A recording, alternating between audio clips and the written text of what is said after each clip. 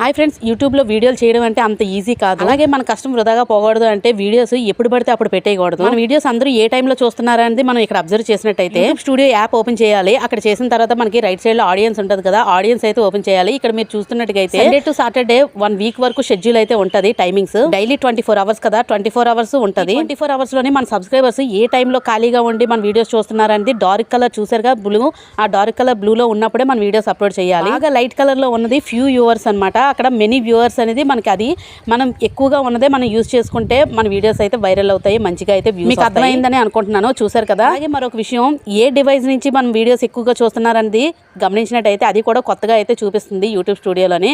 ఇక్కడ వచ్చేసరికి mobile, TV, tablet, అలాగే కంప్యూటర్.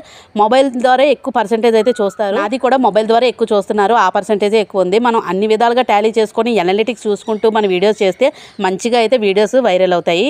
ఏదో మనకు ఖాళీగా ఉన్నది కదా అని ఇష్టం వచ్చినట్టుగా వీడియోస్ పెట్టేసి ఎప్పుడు పడితే అప్పుడు వీడియోస్ పెట్టేస్తే మన సబ్స్క్రైబర్స్కి కూడా ఖాళీగా ఉండాలి కదా. వాళ్ళ గురించి ఆలోచించుకొని మనం చూసే వాళ్ళకి రెస్పెక్ట్ ఇస్తే మన వీడియోస్ మంచిగా అయితే వాళ్ళు వాచ్ చేస్తారు. వీడియోస్ ఏ టైంలో పోస్ట్ చేయాలి అనే వీడియో నేను కింద రిలేటెడ్ వీడియోలో ట్యాగ్ చేస్తాను, తప్పకుండా వాచ్ చేసేయండి.